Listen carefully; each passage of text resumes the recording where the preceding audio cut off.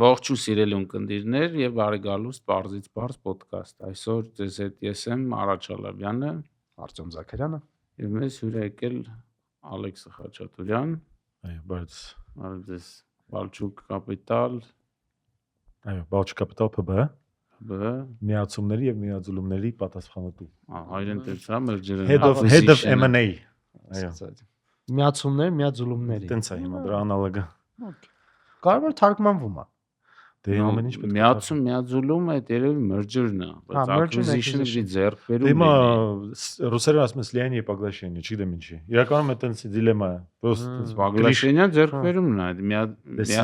միաձուլել երկուսն են ձուլվում։ Поглощение-ն է, որ մեկը մյուսին համհանում։ Դե միացումների եւ միացում whatever։ Լավ։ Ձեռքբերում է էլի կամ Okay, ամեն դեպքում ձեռքբերումը, որ Հայաստանում կա կազմակերպություն, որ դրանով զբաղվում է։ Կրթությունը, background-ը իրավաբանական է, ճիշտ է։ Այո, ես կրթությամբ իրավաբան եմ, սովորել եմ Հայաստանի ֆրանսիական համալսարանում, հետո Ամերիկայում։ Այդ տարանքում նաև գնացի Ֆրանսիա, սկսեցի դոկտորանտուրա, բայց 6 ամիս հետո հասկացա, որ դոկտորանտուրան չէ, շատ դանդաղ էր ամեն ինչ։ Ու վերադարձա Հայաստան, մի քիչ մնացին, գնացի սովորեցի Ամերիկա։ Ամերիկայում որտեղ։ Boston University. Այդ LLM. Այո։ Boston University-ն հայտնի է, yank հատուկ մեծ ծրագիր ունեն Banking and Financial Law. Boston-ը ինքը ranking-ով բարձր չի, բայց այդ ծրագիրը բավականին ռանգավորված է։ Այսինքն դու հենց նպատակային, ֆինանսական, բանկային օրենսդրություն կամ իրավաբանություն ես սովորել։ Որևէ այլ տեղ չէի դիմել, տենց կնոջս հետ իրար հետ դիմեցինք։ Երկուսով եք սովորել։ Երկուսով սովորել ենք։ Այո, նախապայմաններ կամ երկուսս ընդունում են կամ ոչ մեկ չեն գալիս, տենց Boston-ին։ 42-ը մոզգ եք եղել, որ ընդունվել եք։ Կինս հայ է։ Հիմա են մոզգ։ Իսկ ֆրանսիականում ուղղվածություն կար այնտեղ կոչում էր կոմերցիոն իրավունք եւ միջազգային առևտրային իրավունք, բայց ֆինանսական տենց ուղղվածություն չկար։ Ավելի կոմերցիոն։ Դե ինքը բազան է։ Իսկ Բոստոնում դա անգլիական իրավունք չէ, այսինքն ինքը նկատում եմ common law, այդ մասնավորը գնամ։ Այսինքն դա կիրառելի էր հետագայում օրինակ, չգիտեմ, մեր տարածաշրջանում ասեմ, ուրեմն common law-ն մի քիչ բացատրենք common continental ինչա։ Դե քանի պարզից պարզի մեջ են common law-ն Անգլիան ու Ամերիկան է մեծ հաշվով, որոնք որ թելադրում են այսպես կոչված Ավստրալիա, Կանադա։ Դե իրանք տենց շատ չեն թելադրում է Ամերիկան, Լոնդոնն ու Նյու Յորքը։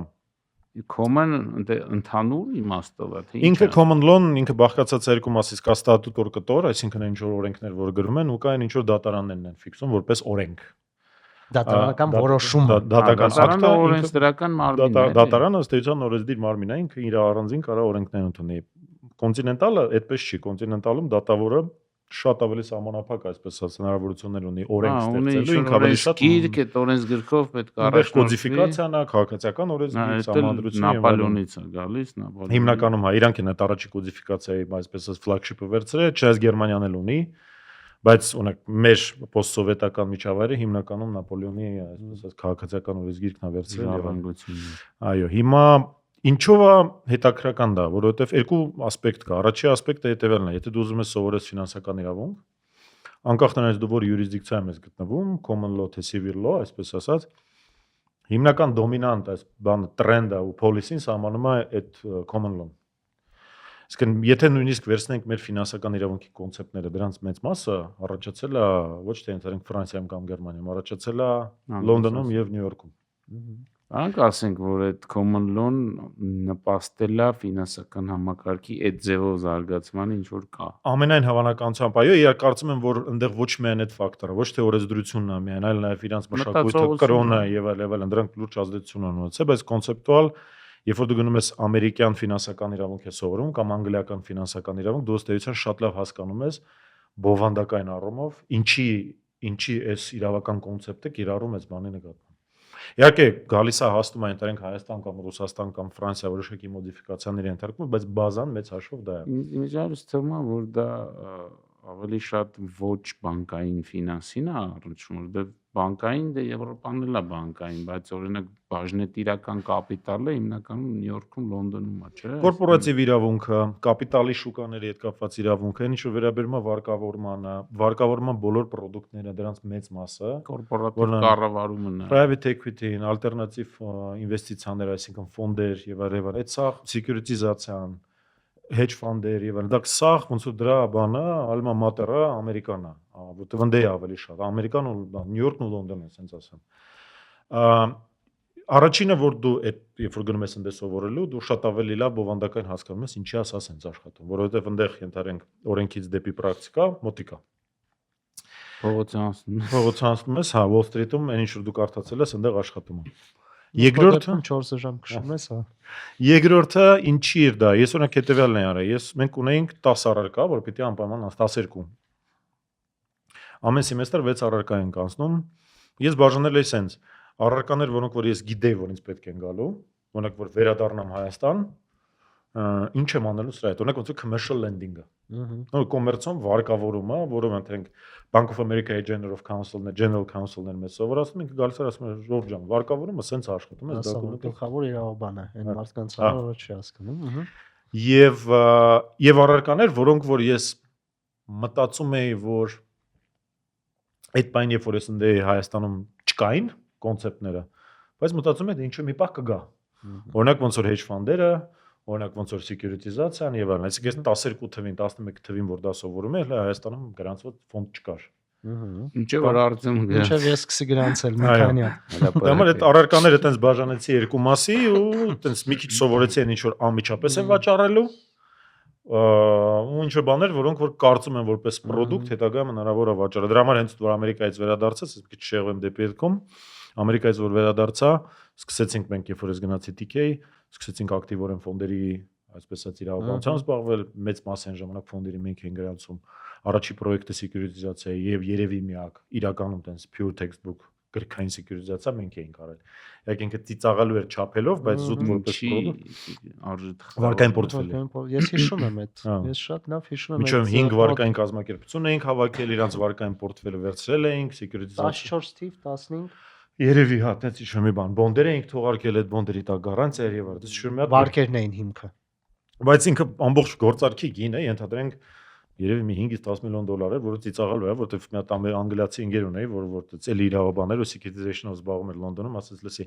ինչ հետաքրքիր բան եք արել, ասացի դե securitizatsiա ենք արել, ասում եմ իսկ ինչ ծավալի, ասի դե ոնց որ 5 միլիոն դոլար, ասում անգեր վերջի securitizatsiան որ արել է 5 միլիոն մենակ մեր ֆիներ։ Ասի դե հիմա Какая страна такие, ասում самолет։ Բան արեցինք։ Հետո, այսինքն Ամերիկայից հետո վերադարձա ու սկսեցի արդեն աշխատել։ Միջև էլ արանքում աշխատում եմ, Apple-ում եմ աշխատել, հետո Capital Asset Management-ում կորպորատիվ կանոն կենտրոն, բայց այնպես գրքային կարիերան արդեն ակտիվ սկսեցի, երբ որ Ամերիկայից հետ ենք եկել, արդեն այդ ժամանակ մենք հասկացանք, որ մեր իրավաբանական խորհրդատվության բիզնեսը բավարար մեծ է, որպեսզի առանձին ընկերություն ստեղծենք ու TK-ը այտենց Դարավ այսօրվա Անդերսեն։ TK հիմա էլ կա, չէ՞։ TK չկա արդեն։ Ժամանակին Անդերսեն խոսում, Վարուժն է managing։ Այո։ TK-ը չի ֆիքսել, որ Անդերսենը TK-ն է։ Նա TK-ը Տիգրան Կարապետյանն է, մեր պարտները, որի շուրջ այդ ամբողջ բանը ձևավորվել է։ Տիգրանի հետ գործընկերներ էինք Ֆրայդայում։ Այո։ Fund for Rural Development։ Տիգրանը իմ մենտորներից մեկն է, մյուսը Վարուժանն է, որին էլ ինտերվյու եք արել։ Եվ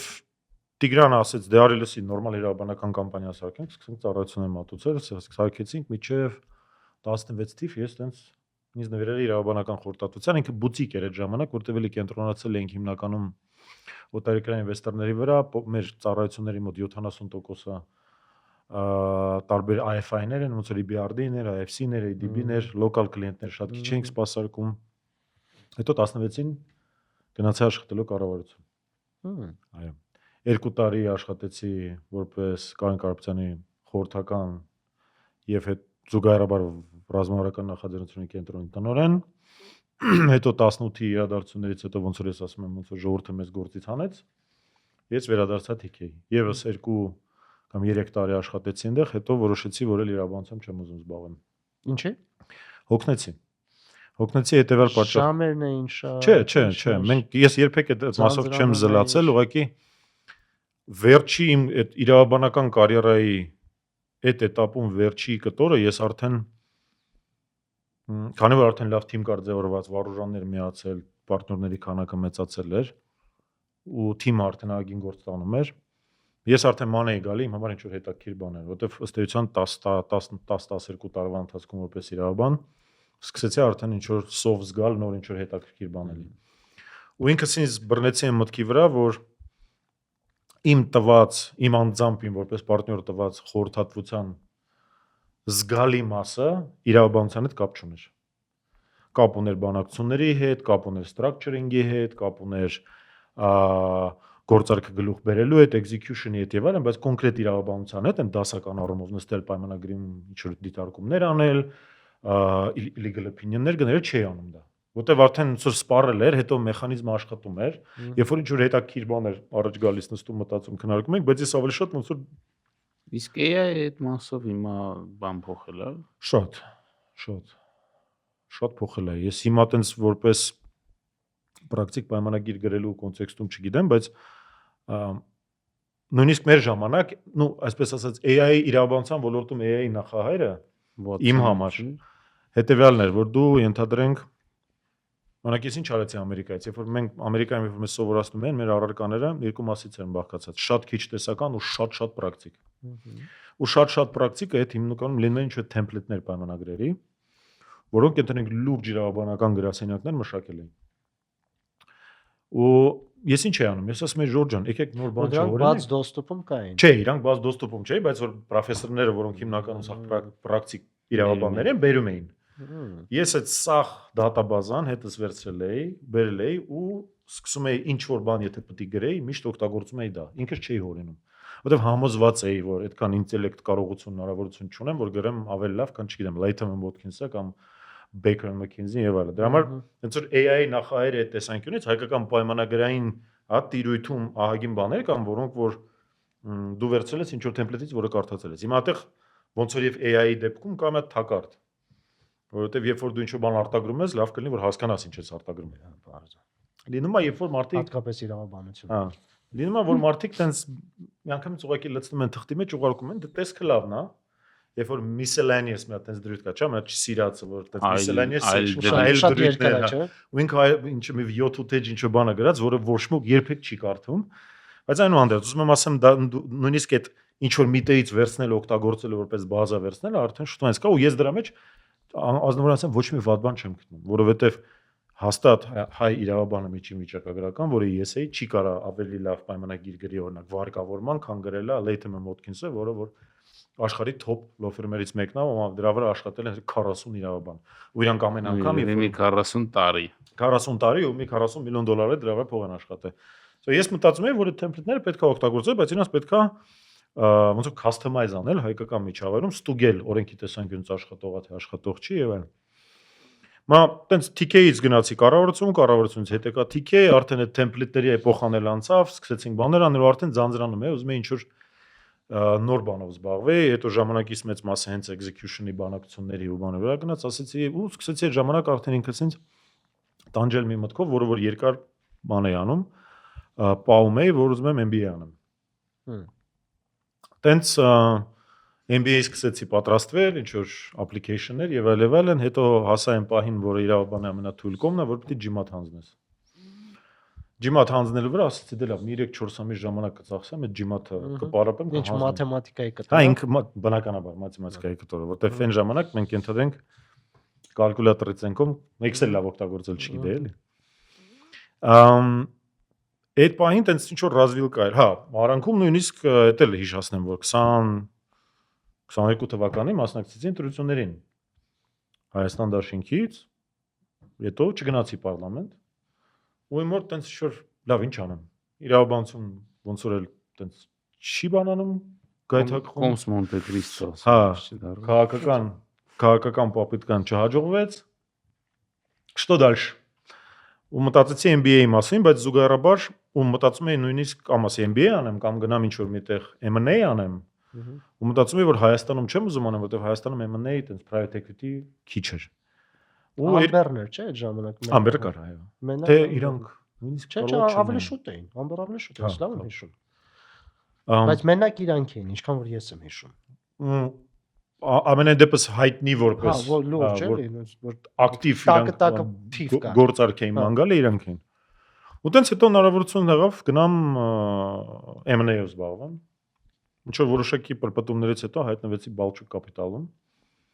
Balchuk Capital-ում հիմա այդ M&A բլոկի պատասխանատուն։ Balchuk-ը որ թվից Հայաստանում։ Balchuk-ը ինքը ընդհանրապես որպես բիզնես օպերացիա գոյություն 2010 թվականից։ Բայց Հայաստանի Հայաստանում որպես իրավաբանական անձ 19 թվից։ 19-ից տեղ։ 19-ից տեղ։ Չէ, Balchuk-ը շատ ավելի շուտ է ձևավորվում, մինչև կգնալ Հայաստան։ Ինքը մոտավորապես շատ հետաքրքրական է, որտեվ ես Balchuk-ի գրանցման process-ում ես որպես իրավաբան մասնակցել եմ։ Հետո մենք ստեղծել ենք Balchuk-ը, իմ գրած կանոնադրությունը եւ այլն գրանցել ենք, այն ինչ ծառայություն կլիմատիկ։ Ես չգիտեմ ինչի։ Հետո նաեւ ապրիկոտա գրանցել։ Հա, այդ է ուզում։ Ես մտածում եմ ապրիկոտն ու Balchuk-ը մոտավորապես նույն ժամանակը։ Չէ, ապրիկոտը։ Հա, լավ։ Տենց հիմա Balchuk-ում եմ։ Ես մի հատ ու M&A, կստати կներես բանի մասին, MBA հարցից դեռ չեմ հանձնվել, ուղղակի հենց որ որոշում եմ որ ուզում ես հա, բայց հիմա executive եմ ուզում, այնուհանդերձ պիտի ջիմատ հանձնեմ։ Բայց ինչի որովհետև կոմոդ այդ շաբլոն ուղղությունը կարևոր է, խի հենց MBA։ Ամերիկայում այդ պրոֆեսոր ունենք, որ ասում էր հետևելը law school is a 3-year confidence course։ Որ այսինքն այն առումով, որ դու գնում ես, որ վստահություն ձեռք բերես, որ դու գիտելիքներ ունես։ Հիմա 3 տարի էր, հա։ Դե ինքը law school-ը Ամերիկայում 3 տարի է, իմ LLM-ը մի տարի է։ Հիմա երբ որ տենց նստում ենք reverse engineering անում, ինչ այրենից ներկայացնում MBA-ը, curriculum-ը վերցնում ես, հատ հանում ես, մեծ հաշվով բացի որոշ առարկաներից,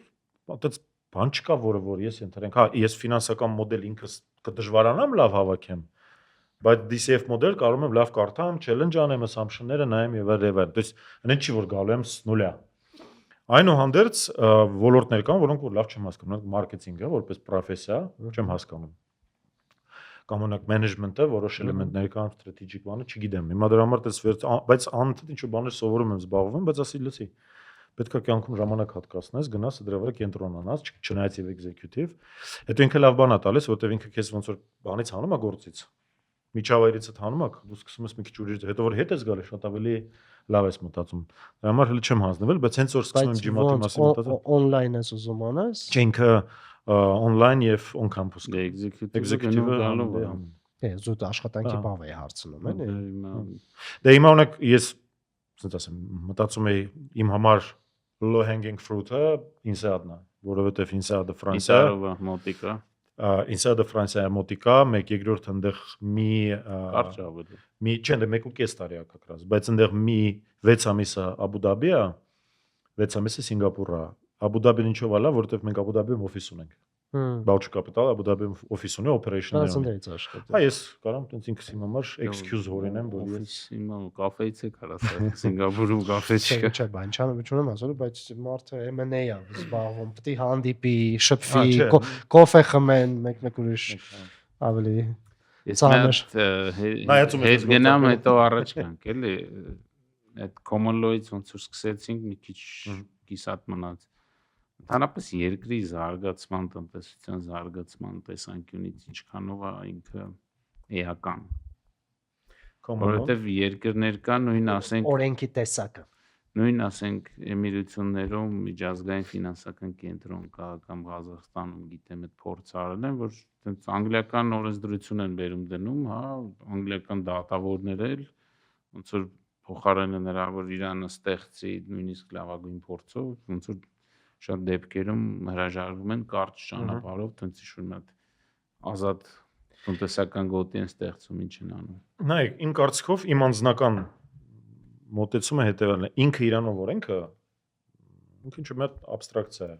Կարևորը թե ով է դա կիրառում, ոնց է դա կիրառում։ Երբ որ կիրառում է, դա ինչ փիլիսոփայություն է։ Այսինքն, երբ որ դու Անգլիան հիմա աշխարհի ամենամեծ էքսպորտորն է իրավաբանության օրենքի էքսպորտորը, ինքը իր համար դա էքսպորտ է, որտեղ դու գնում ես Լոնդոն ու փողոցներ կան, ոչ թե մի փողոց, փողոցներ կան law firm-երի, ու այնտեղ իրանց կլիենտուրայի երևի 50%-ը Անգլիայի հետ որևէ կապ չունի։ Չգիտեմ, գործարքը ստրուկտուրավորվել է Հայաստան, չգիտեմ ինչ ուրիշ երկիր, Էմիրատներ, գրած applicable law English law, դե որ խնդրեմ ես ունենում կամ ուզում ես հասկանաս ոնց է աշխատում, վազում ես ընդեղ։ Ունդեղ մարդիկ պրոֆեսիոնալները նստած են, եկից բացատրում են դա։ Ինքը կանխատեսելի է, ինքը հասկանալի է, case law կա, case law-ն չի որ տրամադրությունների կամ եղանակի հետ փոխվում է։ Դու դրա համար գնում ես ընդեղ, որտեղ որ դու ունես պատասխանատ հարցի։ Հիմա այդ տեսանկյունից անգլիացիք իրանք որպես product, էքսպորտի product ձևավորել են։ Ամերիկացիներ, principi, կամ որտեղ դու կամ կիրառում ես կամ English law կամ New York law, հետո երկրորդ էշելոն գալիս է, չգիտեմ, Սինգապուրը, Գոնկոնգը, New York law կա, ահա ոնց, հենց New York-ի Delaware-ն է, չէ՞, Ամերիկան։ Delaware-ը կորպորատիվով է, New York-ը ոչ կորպորատ։ Delaware-ը հենց մաքուր corporate law-ն է այնտեղ լավ։ Բայց ամ New York-ը securities, այսինքն կապիտալի շուկայի հետ կապված վարկավորման վարկեր եւ այլն։ Ու իրանք սովորաբար ոնց են ընտրում, որտեղի ինչը proximity կա, այսինքն նույնիսկ շատ էլեմենտար բան է նայում, լավ որ վեճ եղա, որտեղ ենք թռնելու, էլի թռնելու ենք New York, թռնելու ենք Լոնդոն, հա։ Այդտեղ ես օրինակ չեմ հիշում իմ կարիերայի ընթացքում, որ նստենք մտածենք Նյու Յորք ու թե անգլիական իրավունք ու ասենք Չելսի անգլիական իրավունքում էս էլեմենտ այդ խորությամբ երբեք չենք հասել։ Մենք տենց մտածում ենք, որ ինչ որ abstract լավ բան է, մի հատ իրավաբանի հարցում եք, ես ոնց է աշխատում, այդ legal opinion է տալիս, մի քիչ research ենք անում, գրում ենք։ Մենք կարևոր բան է, որովհետև դու գոնե եւ խաղի կանոնը դու կարաս քո երկրի օրենսդրությունը չչարչարվես, լավացնես, հա, outsource անես իրանց կարևոր մեծ բաներ էլի։ Այստեղ հիմա, նայ, այստեղ շատ լուրջ դիլեմա է, որ այնտեղ երբ որ կառավարությունում աշխատում եմ, միշտ դիլեմա է առնչվում։ Դու ունես արագ ճանապարհ, օրինակ նույն դատական համակարգի տեսանկյունից։ Նոր ես ինքս իմ համար պատասխանը չունեմ, որն է ճիշտ։ Արագ ճանապարհ այնա, որ գաս ասես Ժորժ ջան, մենք օրինակ անգլիական իրավունք ենք այսուհետ։ Բերես, չգիտեմ, ոնց որ թոշակի անցած, հա, անգլիացի դատավորներ ու փաստաբաններ, ասես դուք ինձ բյուջե հատկացնես, այս մարդիկ ինչ որ արբիտրաժային պալատ ձևավորեն, մի 20 տարի Հայաստանի այդ ճանապարհով գնա, միջև որ տակից արդեն կաճեն հայկական կադրերը,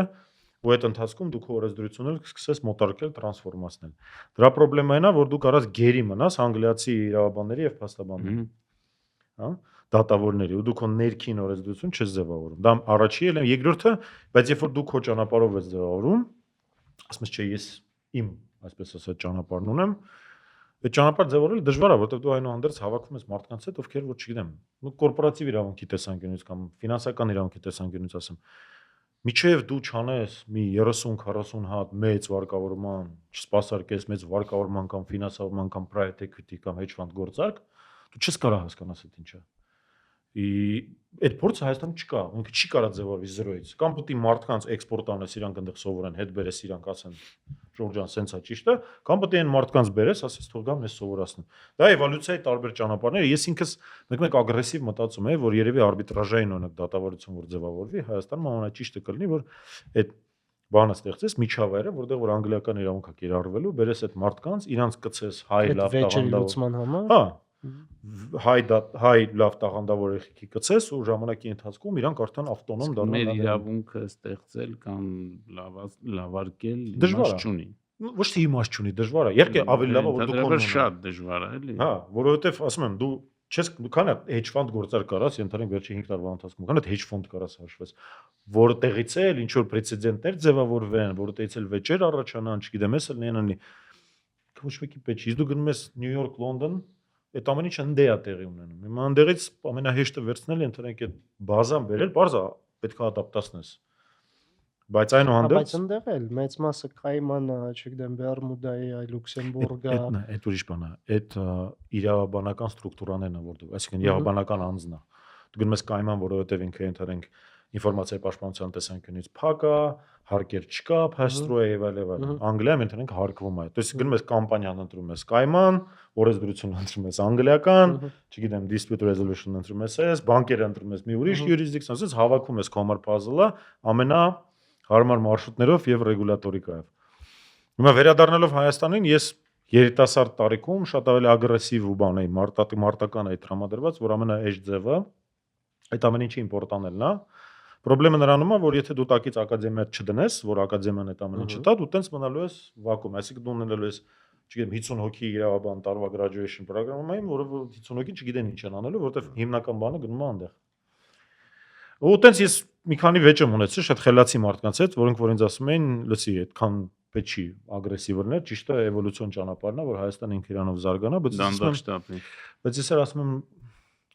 այդ ընթացքում մենք լիքը բան ենք կորցնում։ Որտեղ մենք մեծ հաշվով Չեմ ասում կարանք Անգլիայի պես էքսպորտյոր լինենք գիտելիքի, բայց եթե դու ուզում ես զոնա ձևավորես, ունեք ֆինանսական կենտրոն, հա։ Եթե ֆինանսական կենտրոն ուզում ձևավորես, դա ամեն ինչ պիտի ստելնի։ Ոչ ոք հավես չունի նստի մտածի, լսի, ելի մի հատ հայկական քաղաքացիական օրենսգրքի էս բանը բացեմ, մի հատ կարդամ տենամ, ինչ է պետք չի։ Սերվիս ինդուստրիան դրա տակ չկա նորմալ, դատական պրեցեդենտը չկա նորմալ, ու մենք երբեմն որ իրանք իրավաբանական legal opinion-ներ են գրում, երբ որ ինքնին կոնկրետ են հարցը տալ, ինչ են ասում, քաղաքացիական օրենսգիրքը ինչ է ասում։ Ինքը ասում է, լսի, որ այս հարցով վեճ ունեցավ, Հայաստանի դատարանի պոզիցիան պրեցեդենտը ինչ է սրա հետ կապը։ Ու դու գնում ես սկսում ես գլուխդ քորել, մտնում ես կարդում ես նախադեպերը, բան չես հասկանում, ու տենց վերջում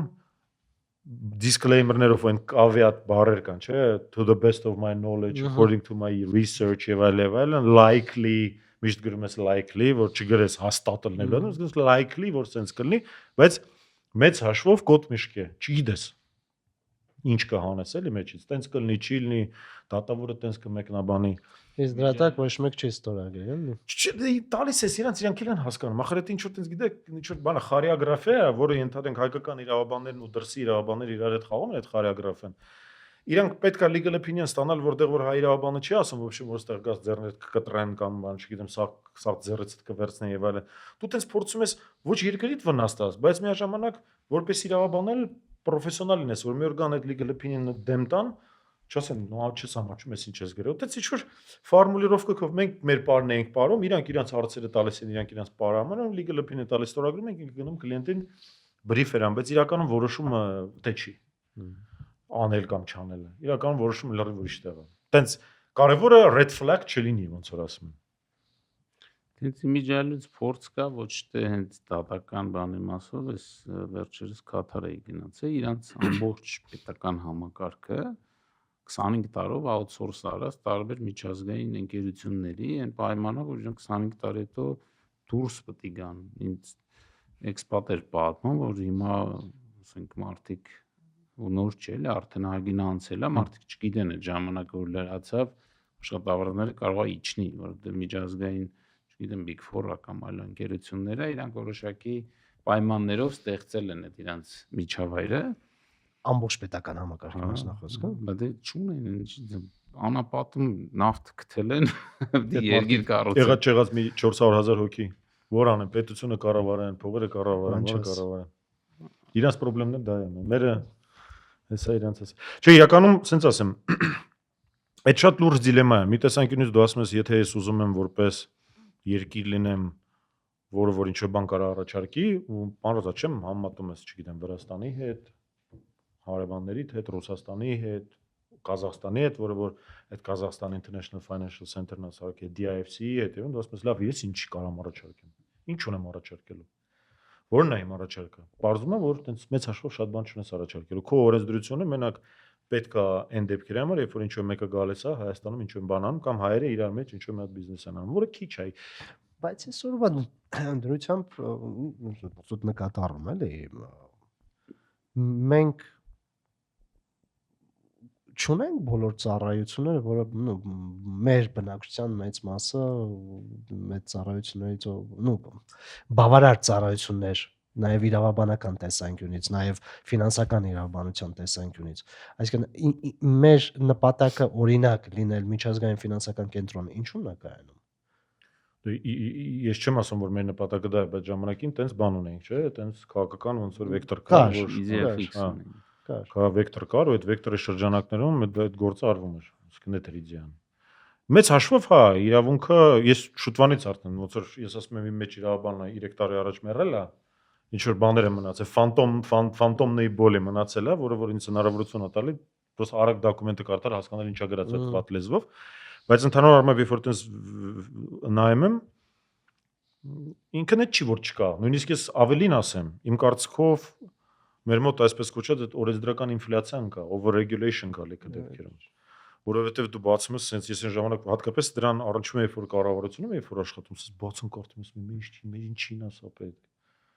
Մենք խինք sense բարդ գրում, ինչի է մեր հարկային օրենսգիրքը այսքան։ Ու ինքը, երբ որ դու նայում ես օրենքը ոնց նաև ասեմ ԿԲ կանոնակարգերն էլ շատ են, նույն մենք մինչև պատմությունը hedge fund-ի կապակցությամբ հրապարակային ֆոնդերը օրենքը գրված էր, որ իրավունք չունեին թողարկել արտարժույթով բաժնեմասեր։ Հրապարակային ֆոնդերը մինչ առ այսօր custodian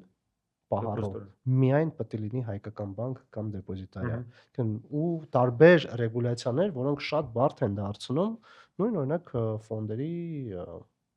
ապրելակերպը։ Բայց ես չեմ ասում լավավատա, ուղղակի այդ over regulation քո ասածը, ես դա զգում եմ։ Ժամանակ գիլյոտին է, չի ստեղծել։ Չէ, մեր ժամանակ չէ։ Նու Տիգրան Սարգսյանի կառավարության ժամանակ էր, մեր ժամանակ ինքը մնացել էր։ Բայց այդ նպատակով էր, որ ինչ-որ պահի այդ հալցվում, լցվում, մարդիկ գործ են գնում վերջ ամեն օր դորեն գրեն, կանոնակարգ գրեն, չէ։ Հետո գիտես ոնց այնտեղ մենակ ներքին բանը չի pressure-ը չի, նաև ես օրինակ հետեւալ միշտ տեսնում եի նաև հետեւալը, որ գալիս է ինչ որ մի հատ, չգիտեմ, միջազգային կազմակերպություն, ասում է, եթե ուզում ես վարկտամ, եթե ուզում ես վարկտամ, ես շատ բան ցինիկ ձև է ասում, ուզում ես ես վարկտամ, պետք է ռեֆորմ անես։ Կամ ինձ ասա, դու ինչ ռեֆորմ ես ուզում անես։ Այս վարկի տակ բյուջետերը լոն դու ասում ես ցուցակ 1 2 3 4 5 ասում օքեյ ես էքսպերտին կբերեմ էքսպերտը եսին որից գալիս է ու դու իրականում որպեսի վարկը ստանաս այդ ռեֆորմը պետք է անես հիմա ռեֆորմ անելու ժամանակ գալիս են երբեմն այնպես բաներ են գրվում որոնք որ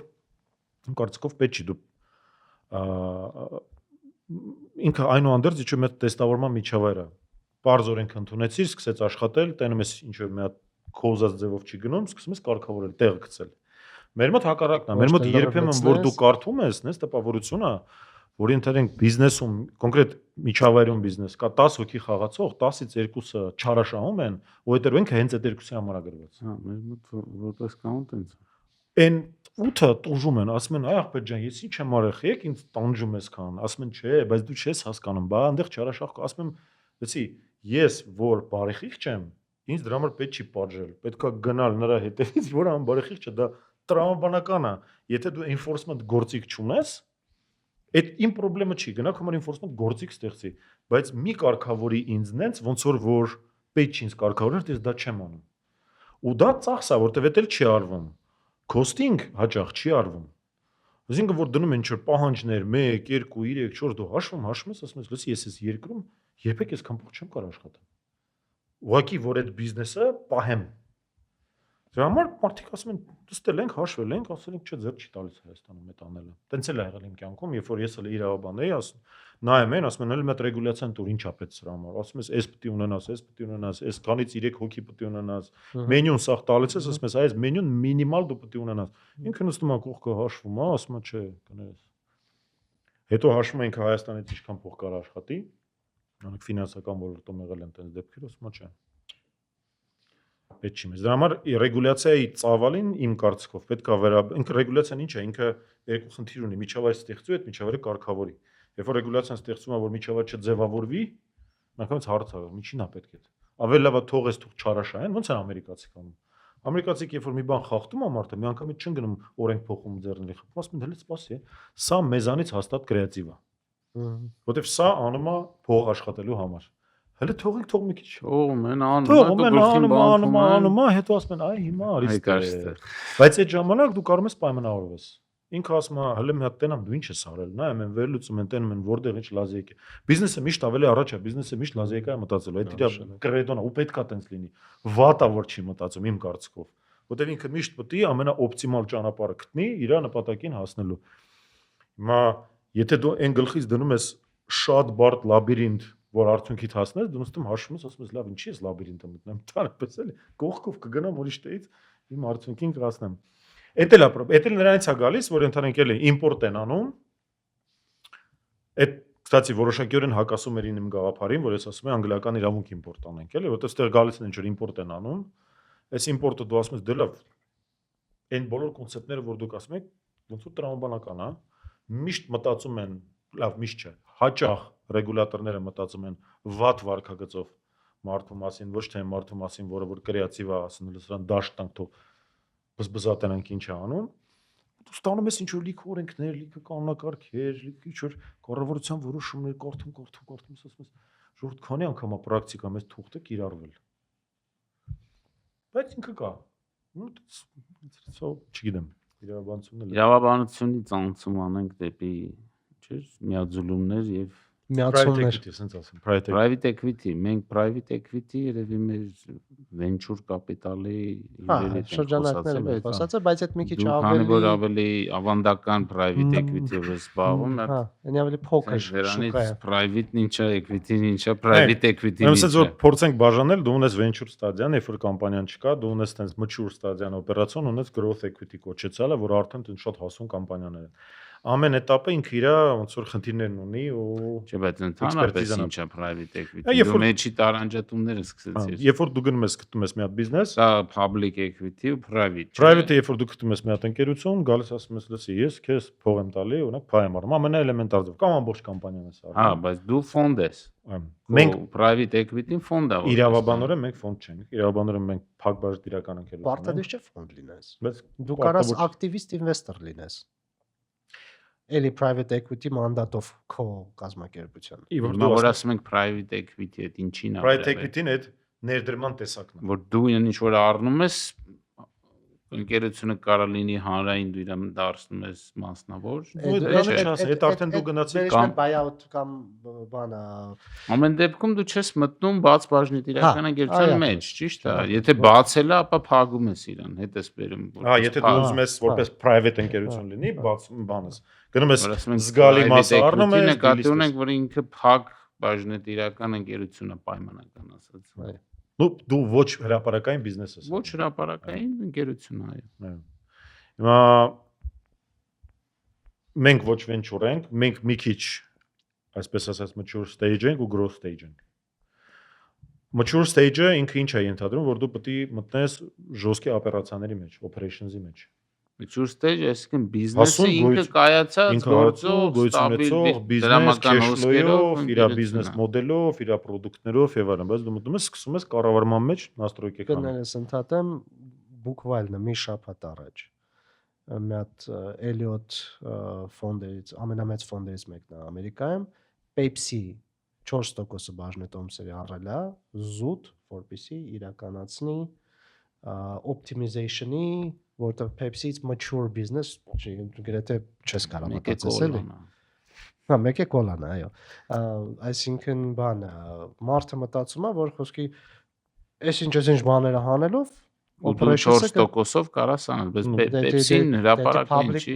Public-ը 4%-ը ուժը մեծ թիվ է։ Կոչվում է activist shareholder, երբ որ դու գալիս ես պուբլիչնի կամպանիա, մենքան բաժնետոմս ես առնում, որ մարդ բորդում նշանակես։ Դա private equity չի։ Չէ, ինքը Որտեղ ժամանակին ես հիշում եմ Քրքորյանը General Motors-ի միջև 18%-ը հավաքեց, բայց չկարողացավ ստրատեգիական իր պլանը անցկացնի։ Կարելի։ Հիմա ասենց ասեմ, textbook ամենահայտնի այսօր activist shareholder-ը դա Bill Ackman-ն է, Pershing Square-ը։ Որը որ գնում է, սկսում է այնքան բաժնետոմս հավաքել պուբլիչնի ընկերության մեջ, որ վերջում ինքը դառնում է բորդի մեջ ու սկսում է կամպանիայի ստրատեգիա։ Դա իր բանն է։ Վերջինը առել է Hertz-ը, այդ մեքենայի վարձույթ ընկերությունը։ Ինքը Chipotle-ն ունի, ինքը Hertz ունի, ինքը լավ կամպանիաներ ունի, բայց այն Herbalife-ի վրա համարը բանկրոտ էր գնում։ Հակցրին իրան։ Հա, իրան այդտեղ Icon-ը մի քիչ ավելի խելացի։ Դե Carl Icahn-ը ծեր մի քիչ ավելի մարդ։ Carl Icahn-ն էլ է, չէ, activist։ Ուզիմ ուսանողներին corporate finance-ի հենց մի գլուխ ունեի դրանց մասին։ Չէ, Carl Icahn-ը լեգենդա է ինքը։ And old school ու new school բանկերը activist shareholder-ները ընդ մի հատ էլ բաներ կա, advisor-ներ կա։ Advisor-ները ամեն տեղ կա։ Չէ, երկու հատ մեծ շուկան մոտավորապես մի 70-60 բաժանած է երկու ընկերության մեջ, որոնք ոնց որ խորտատվություն են տալիս այդ գործարքները անելուց առաջ, էլի։ Ոնց որ կարծիք են տալիս խորտին։ Չէ, երկու հատ մեծն է։ Մեծեր կան։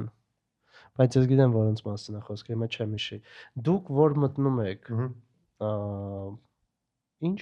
մինորիտար բաժնեմասով եք մտնում։ Մենք միշտ կոնտրոլ պակետ։ Ну, հիմնականում կոնտրոլ պակետ ենք մտնում կամ նույնիսկ 100%։ Մեր շատ հազվադեպ է լինում, որ մենք գալիս ենք մինորիտար ենք։ Իսկ ընկերությունները, որ դիտարկում եք Հայաստանում են։ Մենք դիտարկում ենք ընկերությունները Հայաստանում, դիտարկում ենք պրոյեկտներ Էմիրատներում,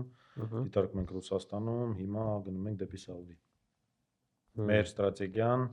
ենթադրում է, որ մենք Սաուդի, այսինքն Գալֆ երկրներ, Էմիրատներ ու Սաուդի։ Էմիրատներում արդեն պրոյեկտ ունենք, Սաուդիում pipeline ունենք արդեն։ հետաքրքիր է։ Ու ձեր պատկերացումով ու ձեր know-how-ն թույլ է տալիս, որ դուք մտնեք ու օպտիմիզացիա անեք այդ ընկերությունները։ Մենք կոչում ենք event driven fund, այսինքն մենք տեսնում ենք, որ ինչ որ միտեղ ինչ որ բան է կատարվում, որը հնարավորություն է տալիս միջին return-ից ավելի շատ return ստանալ։ Լավ,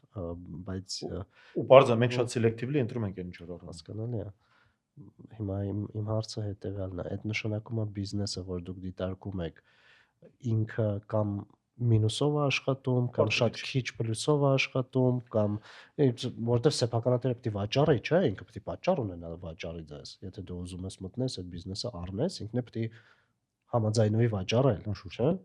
Այսինքն ինքը պետք է իր համար է արժեք լինի այդ գործարքի մեջ։ Այսինքն ինքը չի տեսնում այն, ինչ որ տեսնում եք դու։ Երբեմն լինում է որ չի տեսնում, օրինակ տեսնում ես ընկերություն, որը բարձ ասեմ, օրինակ մի հատ case։ Ընկերությունն է, որը որ վարկ չունի, բալանսի վրա միշտ մի քանի միլիոն դոլար cash ունի, կապիտալի ստրուկտուրայի վրա ընդհանրապես չի աշխատում, բաժնի տիրոջ փողն է ու cash-ը նստածա, լավ է բիզնեսը, շահույթն է չի դիվիդենդ որպես բաշխում։ Դիվիդենդը չբալիկ տալիս է ամեն տարի, բայց երբ որ դու գալիս ես, ես կապիտալի ստրուկտուրայի հետ կարելի է աշխատել, կարելի է վարկ ավելացնել, որ հետո դու բան ունենաս, tax shield ունենաս, հարկային օպտիմալացնես, ինչքան ես հարկ վճարում, հետո բոնդեր կարաս թողարկես, հետո նախապատրաստես կամպանիան օրինակ առաջի public bond-ի, հետո, չգիտեմ, IPO-ի։ Զալա չի անում ինքը։ Ինքը կարա իր ստրատեգիան տենց լինի, որտեվ կարա ինքը ենթադրենք ինդուստրիայից լինի, բայց ինքը կորպորատիվ ֆինանսներից չլինի։ Ու ինքը տենց ասում է, ունենա թիմ, որը կարա իրան օգնի։ ասում է, ես իմ քիմքին անծանոթ բաներ են, ես չեմ ուզում Ժորժ ջան, այդպես բաներ։ Ինձ լավ է, ասում է, ինչն է, ինչ է վատ, ախպեր ջան, այսքան փող բերում է, այսքան դիվիդենդ տալիս է, դու ասում ես, լսի, բայց դու ավելի շատ կարաս քո կապիտալի հետ աշխատես։ Ու կապիտալ աշխատելով դու մենակ քո օպերացիոն եկամուտ, դու ունես օպերացիոն եկամուտ ու այլ եկամուտ, այդ այլ եկամուտը ինքը էլի բան է պահանջում, գիտելիք է պահանջում, էլի։ Որտեվ կարաս դու պրոստը cash ունենաս, կարաս cash-ը դնես, սկսես լավ կառավարել, կարաս բոնդեր բերես, նոր պրոյեկտներ անես եւ այլ։ Այսինքն օպերացիոն եկամուտից բացի նաեւ կա այլ եկամուտ, որը դու կարաս մաքսիմայզ անես, քո գիտելիքի մեջ եք մտնում։ օպերացիոն երբեմն մտնում ենք, այո։ Բայց մենք նախընտրում ենք միշտ առնել ընկերություններ, որոնք որ հասուն են ավտոնոմ մենեջմենտի տեսանկյունից։ Որոնք շատ հազվադեպ Դու ալու։ մտնես մենեջմենտ չփոխես։ Այսինքն ցանկալի է։ կորպորատիվ ֆինանսի գծով եք աշխատում, ոչ թե օպերացիոն։ Չէ, մենեջմենտի հետ էլ ենք աշխատում։ Չէ, նկատի ունեմ արտադրական process-ի մեջ ընդհանրեն չեք մտնում կամ վաճառքների մեջ։ Վաճառքների մեջ կարանք մտնենք, մենք ինչ ենք անում այդ ժամանակ։ Մենք ընդհանրենք երբ որ մի հատ ակտիվ նայում ենք, մենք կոնսուլտանտներ ենք բերում, էքսպերտներ ենք բերում, որոնք որ գալիս են մեր հետ այդ ակտիվին նայելու։ Այդ ինդուստրիայի մասնագետներ։ Բնականաբար։ Ու ինքը գալիս է, որտեվ ես մի աչքով եմ նայում, ես balance sheet-ով եմ նայում, չգիտեմ, cash flow statement-ով եմ նայում եւ այլն։ Ինքը ուրիշ ձև անում, ինքը կարա դրան որպես արտադրական process նայել, որից մենք շիբան չեմ հասկանում։ Բերում եմ, ասում եմ, լսի, հələ մի հատ դու կողքից սարի ման արել, տեսես արտադրություն որպես էֆեկտիվ է կազմակերպել։ Ու ինքը կարա գա այդ խաչմերուկների վրա տեղեր կա, որտեղ որ ենթադրենք լավ չեն, մենեջմենտը լավ չի աշխատում։ Օրինակ դեբիտորական պարտքի հետ վատ աշխատում, կրեդիտորական working capital-ի հետ վատ աշխատում, մարքեթինգը լավ չի անում, այսինքն ինքը ասում է, դե լսի, ինձ բաժնետերը դրել է, ասել է, ենթադրենք 10 միլիոն դոլար EBITDA-ից ավել որ ստանաս, այսքան բոնուս կստանաս, իրանք աշխատում են, 10-ին հասնում են, 10 պլյուսից իր բոնուսը վերցնում, ասում է, այդ որ 20 լինի, ես արդեն չգիտեմ ինչ արենելու։ Այսինքն դու գալիս ես որպես պոտենցիալ նոր բաժնետեր, նայում ես, ասում ես լավ, օպերացիոն տեսանկյունից ես ինչով կարամ օգնեմ, որտեղ կարամ ցույց տամ, որ ավելի էֆեկտիվ է կարող լինել։ Ես ինքս որպես ֆոնդ ու կամ որպես ինվեստոր ինչ լավ բաներ կանամ անում ես ընկերության հետ, որտեղ կարող է ենթադրենք ես պայմանական այս կամպանիան, չգիտեմ, Սաուդի չի արտահանում, ես իմ Սաուդիում կապերը օգտագործելով ասեմ, լսի, լավ պրոդուկտ ունեմ, նայի։ Կապիտալի կառուցվածքի հետ բնականաբար ամենատենց հիմնական աշխատանքն է, cash flow-ի հետ աշխատանքն է, կադրերի հետ աշխատանքն է, մենք այդ բոլոր բաներով ցած գնում։ Իսկ ոնց եք իմանում, որ վաճառվում է ընկերությունը, թե հոստայլ է։ Կոնսուլտանտներ են բերում հիմնական։ Կամ մեր մոտ են գալիս, այսինքն դու ինչ-որ մի բայ արդեն մեր անունից սկսես մեր վրա աշխատել են առումով, որ եթե ինչ-որ մեկ ուզում է վաճառի, ինչ-որ մեկ ուզում է, դե ինքը սովորաբար ոնց անում, գնում են sell side advisor-ին, sell side consultant են վարձում։ Այս sell side-ը ասում են pipeline սարքի պոտենցիալ ինվեստորների, ովքեր կարան լինեն։ Իրանք նայում են, իրան ինչ-որ սելեկցիա են անում, ես լսի, նաև այս Balchuk capital-ը կա, ասում են, դավայ Balchuk-ին առաջարկենք։ Գալիս են Balchuk-ի մոտ, Balchuk-ը գնացում սկսում է նայել։ Մենք ասենց ասեմ, մեր pipeline չկա, ամսեկա մտնում է պոտենցիալ 5-ից 10 գործարք, որ Կարակ նայեք հետաքրքիր է թե չէ։ Որ մի հատը մնա լավ է։ Հա, բարձ։ Որ մի հատը մնա լավ է։ Պետք է ընտրություն Իսկ ասենք պորտֆելում ինչ կան ընկերություն կա։ Հեսա ասեմ, մի 10 ընկերություն արդեն ունենք։ Ու այդ բոլորով դու ես զբաղվում։ Չէ, ես սենց է, ես տրանզակցիոն էտապում եմ ամբողջ։ Երբ որ տենց կոնսուլտանտը բերում ասում է, ես կնայես, ես հետաքրքիր է, միջև closing, այսպես է կամպանիան առնել, այդ իմ ակտիվ բանն է, հետո ես քանի որ օպերացիոններով քիչ եմ զբաղվում, ես բորդում եմ նստում, հա, ինտերնետ ընկերության տոները խորհրդում կամ մեր բաժնետերը, սեփականատերը դա։ Բայց այնտեղ Օպերացիոն չէ, բայց պիտի նստես։ հա, բարձր։ Այնտեղ Բոլորում դու նստում ես։ համարյա բոլորում կամ այն։ Բայց Բայց այնտեղ պայմանական ցեն մեր մեջ ինչ որ մարդիկ կան, որ ավելի ակտիվ են, որտեղ մենք ունենք ունենք ուպրավլիաչից managing director-ները, իրանք ի տարբերություն ինձ, մենակ իրանց գործարքներով են զբաղվում, բայց ես զբաղվում եմ բոլոր գործարքներով, այդ թվում նաև իրանց գործարքով։ exit strategy-ն ինչպիսին է։ Շատ լավ հարց է, որովհետև exit strategy-ն, երբ որ դու ես ունենք ինվեստիցիոն մեմոն, որ պատրաստում ենք, ինվեստիցիոն թեզիսը, թեզիսի վերջում անպայման exit strategy-ի մասին պետք է խոսես։ Այսինքն չկա մեր Պետք է իմանաս, ես որպես սեփականատեր փողը դրել եմ, իմանամ, էլի ինչ է։ Ես Fletcher-ում բանակցությունների դասախոսն էի, մի բանը շատ լավ հիշում եմ, ասում ես ինվեստորի առաջին հարցն է ոնց է exit անելու։ Չէ, Ինչը մտնելը դուրս գալը Սենց իմանաս։ ասեմ, այս этаպում որևէ գործարք, որ մենք նայում ենք, նույնիսկ ամենասկզբնական этаպում ֆունդամենտալ հարցերից մեկը, բարձրային, sense ticking the box իջնում ես, չգիտեմ, financial լավ է, շուկայի market share-ը լավն է, management-ը լավն է եւ այլն, վերջում պետք է exit-ի մասին ասես, ում ես ծախելու ոնց։ Ու ինչի որից պետք է փող աշխատես, դու փող ես աշխատում exit-ից։ Հիմնականում մենք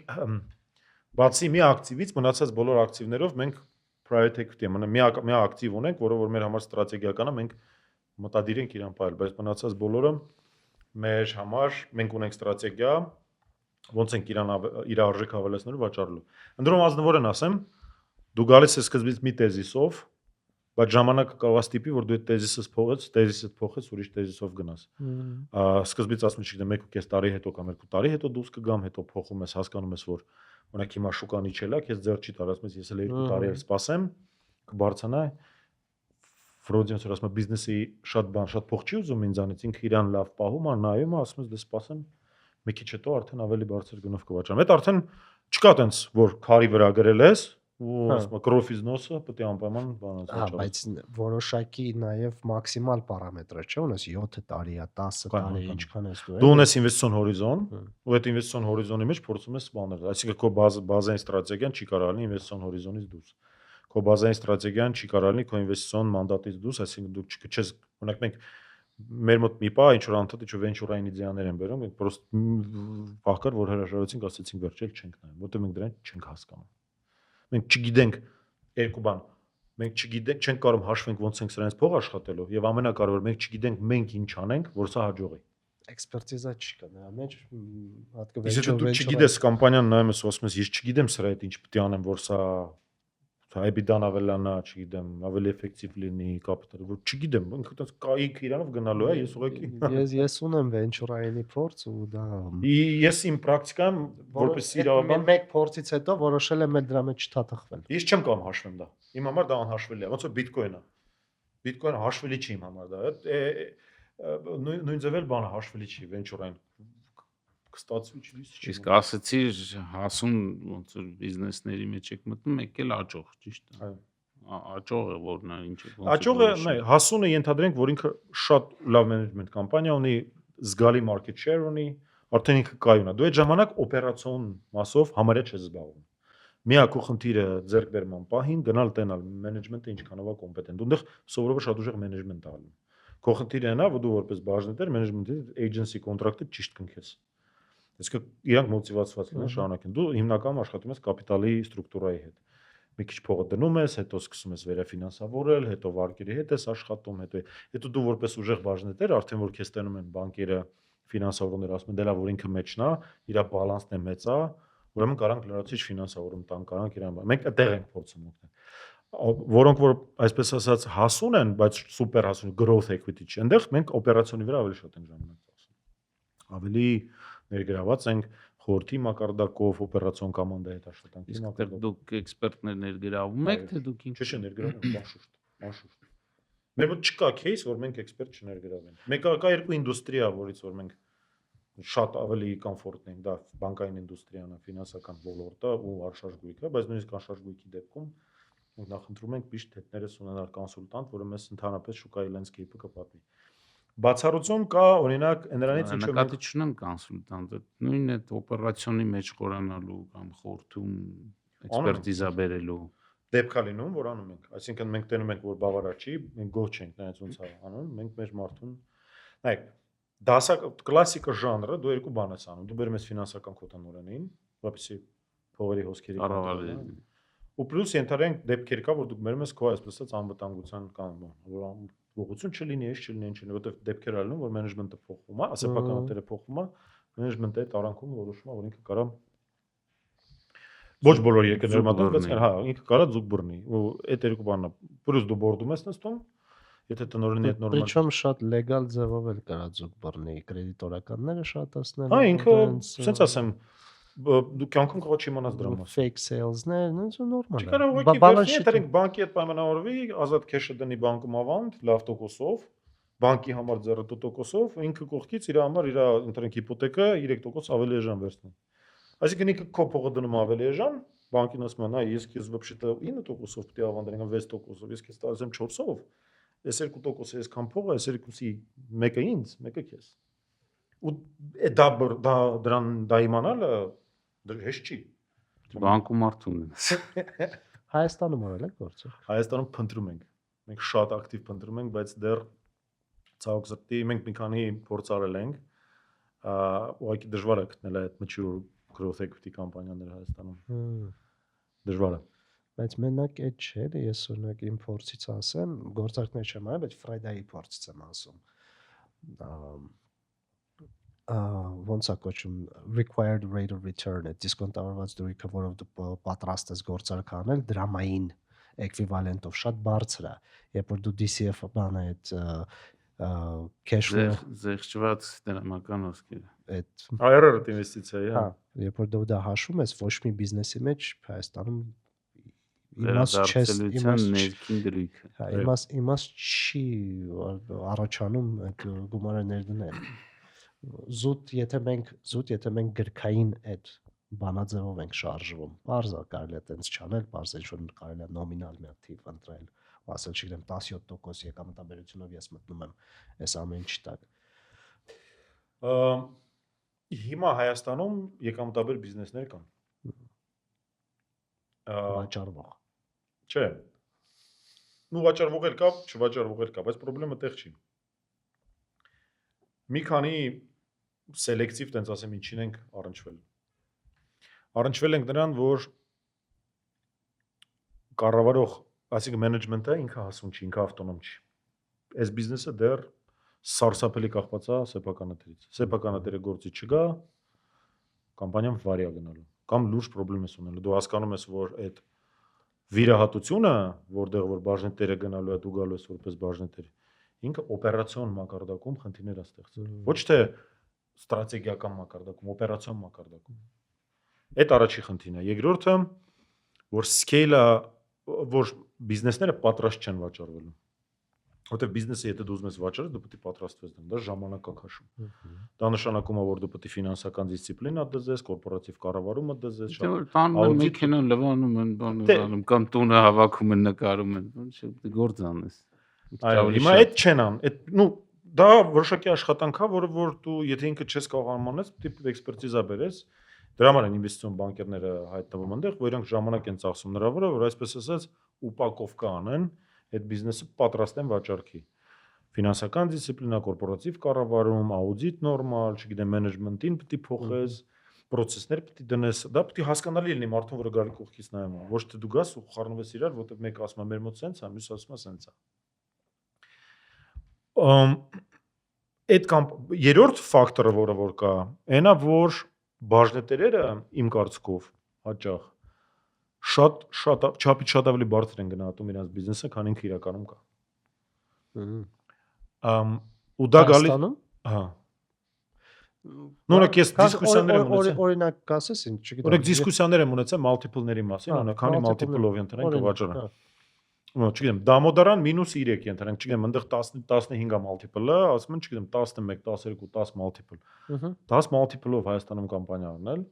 Այդ նշանակում է դու ենթերենք ուղղակի Multiple EBITDA-ի EBITDA-ի multiple, այսինքն 10 տարի հետո այդ փողը հետ կգա այսօրվա EBITDA-ով։ առանց փողի ժամանակային արժեքին դու։ Հիմա դու sense որ reverse engineer ես լուբոյ բիզնես վերցրու, այսօրվանից 10 տարի հետ հաշվի, տես ինչքան իրադարձություն է Հայաստանում տեղի ունեցել։ Հա, ուզում ես ասես 10-ը Հայաստանում էլ բարձր է։ Բա ինչ է։ Շատ բարձր։ Այսինքն դեռ 4։ Ну իմ համար ենթադրենք լավ հասուն բիզնես է Հայաստանում։ Իհարկե ինդուստրիայից կախված։ Վարկան կապ չունի թե իր profit margin-ը ինչքան է։ Այդ sense ասեմ, ինդուստրիան կապ ունի, որտեվ կարող է մի տելնի 3, մի տելնի 5, մի տելնի բացառության համար 7։ Ու profit margin կապ չունի, որտեվ բիզնեսներ կան, որ high margin են։ Հա, դրա մասին է։ Օրինակ, բայց բիզնեսներ կան, որոնք աճի պոտենցիալ չունեն։ Օրինակ Telecom-ը ինքը աճի պոտենցիալ չունի։ Ինքը արդեն commodity է։ Դու ունես քո ստանդարտ CAPEX-ի չափը, որ դու պետք է անես, դու ունես քո մարժան, ունես լավ մրցակցություն, ժոսկի, եւ դու այսինքն EBITDA-ն 2 անգամ ավելացնելու հնարավորություն առանց M&A-ի, առանց merger-ների չունես։ Ունես 3 միլիոն բաժանորդ, ունես այդ սաղ լցնում ես այդ 3 միլիարդ բաժանորդի վրա, 3 միլիոն բաժանորդներ, բաժանորդը խելացի է, ասում ես ես ստեղից ես կառնեմ, ստեղից ես կառնեմ, ու ամենաօպտիմալ էր համար պակետը ձևը։ Այդ ունեցի։ Դա mature է, դրա համար դու տեղ չունես այդտեղ։ Դե հիմա ես այդ եմ ընտրում։ Իմ համար լավ բիզնես է, այդ բիզնեսն է, որտեղ այնտեղ կորպորատիվ ֆինանսական դիսցիպլինան կա, տեխնոլոգիան կա, շուկան ունի փայ եւ այլն։ Մյուս մի հատ ուրիշ ոլորտ, օրինակ ես շատ հետաքրված եմ, գայթակղված եմ ու դեռ մնում եմ գայթակղված առողջապահությամբ։ Կարծում եմ, որ առողջապահության մեջ կա պերսպեկտիվա։ Դա դրա կատալիզատորներից մեկը կարող լինի, ընդ որում ոչ ամբուլատոր։ Խոսքը գնում է հիվանդանոցների մասին։ Ավելի քիչ հիվանդանոցների որպես ամբուլատոր, այսինքն որ դու կոյկա ես վաճառում, ավելի շատ check-up։ Հա, դիագնոստիկ ավելի շուտ։ Իր երկու կատալիզատորն անելու։ Առաջինը լինելու է պարտադիրապահագրությունը, երկրորդը, որ ընդհանուր GDP per capita աճում է, երբ որ GDP per capita աճում է, մարդիկ սկսում են ավելի շատ ծախսել 3 բանի վրա, իրանց առողջապահության վրա, travel-ի վրա ու անշարժ գույքի վրա։ Այսինքն մարդը ասում է, ուզում եմ երկար ապրեմ։ Որպեսզի երկար ապրի, ինքը տարին գոնե մի 2 անգամ պետք է check-up անցնի։ Այսինքն ինքը մի քիչ սկսում է հələ բուժվել, ինքը մտածում է լավ փող ունեմ, կգնամ կբուժվեմ, եթե խնդրեմ լինի, հետո ասում է, չէ, ոնց որ ավելի էժան է, ավելի հեշտ է, չհիվանդանալը։ Որպեսզի չհիվանդանաս, պրևենտիվ բժշկություն է գնում, գնում ես check-up-ների։ Ու ինքը իր, այսպես ասած, cash abertive-ը իմացա, հա, cash circulation-ը check-up-ի շատ ավելի քիչ է, որտեվ դու պայմանական մի ցիկլ է ընտրենք check-up-ի տևում է 2 օր, դու կարաս այդ ցիկլից ավելի շատ փող աշխատես, քան մի հատ վիրահատությունից, որը կարող է ընտրենք, եթե բաժանես օրերի նույնիսկ, ինքը շատ ավելի էֆեկտիվ է դառնում։ Ու մեր մոտ GDP per capita-ն ակնհայտորեն աճում, այսինքն մենք սկսենք ծախսել, արդեն սկսել ենք ծախսել։ Պարտադիր ապահովագրությունն էլ է։ Պարտադիր ապահովագրությունը իր հերթին։ Չնայած ես քեզ ասեմ, պարտադիր ապահովագրությունը ինքը իմ դիտարկում է այդ բիզնեսում։ Պարտադիր ապահովագրությունը ինքը բարձր մարժա չի տալիս քեզ։ Ինքը քեզ տալիս է լավ cash flow, այսինքն ստեղ ամենալավ բանը, որ դու կարաս անես, դու կարաս այդ оборотկայի հետ cash flow-ի հետ աշխատես, այսինքն ինքը քեզ անընդհատ cash է բերելու, որտեղ մարդիկ ստիպված գնալու են check-up-ի, բայց դու overprice չես կարող անես, լրացուցիչ ծառայություն չես կարող վաճառես, պրեմիալի ծառայություն չես կարող վաճառես։ Մնացած մասը, որը որ արդեն էքստրա է, որտեղ մարդիկ կարող գնան, ես ունենք պարտադիր ապահովագրությամբ check-up չեմ գնում, որտեղ չեմ գտել այն ապահովագրությունը, որ ինձ ենթերենք իմ սահմանափակ ժամանակի մեջ ինձ կտայի մաքսիմալ ծառայություն, որ գնամ ասեմ, ես ունեմ 6 ժամ ժամանակ, այս 6 ժամվա ընթացքում ուզում եմ check-up անցնել։ Կորեան օրինակ դրա վրա միլիարդներ է աշխատում։ Կորեան մարդը նստում է ինքնաթիռ, գալիս է հասնում է, ճանապարհից վերցնում են, տանում են, մի օր check-up-ը ծերանում են, մյուս օր ճամփու են դնում, իրան սաղ տվերներ ուղարկում են։ Դրա համար վճարում ես ԱՀԳ-ի մեզ Եվրոպայից էժան, բայց Հայաստանից զգալիորեն։ Այսինքն բժշկական туриզմն է ուժեղ զարգացած։ Բայց ինքը check-up туриզմ է։ Իսկ check-up մարդիկ որ հարստանում են, փողը շատանում է ու մեծանում են, ասում են, լսի, ոնց որ ավելի հաճախ պիտի դա անեմ։ Այն որ կյանքում որոշակի պահ կա, որ եթե տակ ես սպանում, էլ չի անցնում։ Պետք է մի բան հետ անես։ Օրինակ ես առողջապահության մասով որոշակի պերսպեկտիվաներ տեսնում եմ։ Էներգետիկայում որոշակի ասետներ կա, որոնք որ մենք հետաքրված ենք, ֆինանսական համակարգում ակտիվներ կան, որոնք որ հետաքրքիր է, բայց դեռ ցավոք սրտի չենք հասել այն этаպին, որ ինչ-որ բան անենք, տարբեր process-ների մասնակցել ենք, բայց չենք։ Ու դրա ասում եմ, պատճառները դա սինոպսիսը երբեմն բաժնետերերն են շատ, այսինքն կամպանիայի մենեջմենտը ասում սինոպսիս ընկերության մասին չի։ Չէ։ Ամփոփման մաս։ ամփոփ բան ասացի սինոպսիսն է։ Մենեջմենտը դեռ այդքան հասուն չի կամ ընկերությունը հասուն չի։ Եվ բաժնետերը երբեմն շատ գինը շատ բարձր է Այդ տեսնում։ նաև գիտես ինչի՞ ցավը, ընդհանրեք մեկը որ իր կյանքի 20 տարին անցկացրել է այդ բիզնեսի վրա նվերել է, ինքը շատ էմոցիոնալ մեծ բան ունի կապակցություն դրա հետ։ Բարձր։ Հիմա այսինքն M&A-ով զբաղվելու, ֆինանսական գործարքներով զբաղվելու համար իրավաբանական կրթությունը ու կփորձը լրիվ հերիք է։ Թե MBA-ը պետք է հələ։ Չէ, ասենց ասեմ, նույնիսկ թե MBA պետք չի, ֆինանսական լավ գիտելիք պետք է։ Այսինքն ես միշտ ինչ որ զուգահեռ բաներ եմ կուրսեր եմ անում Harvard Business School-ի կամ չգիտեմ Columbia Business տարբեր կուրսեր վերցնում եմ որ բանի մեջ մնամ։ Սիրելի ունկնդիրներ, շարունակեք հետևել մեզ, մինչև նոր հանդիպում։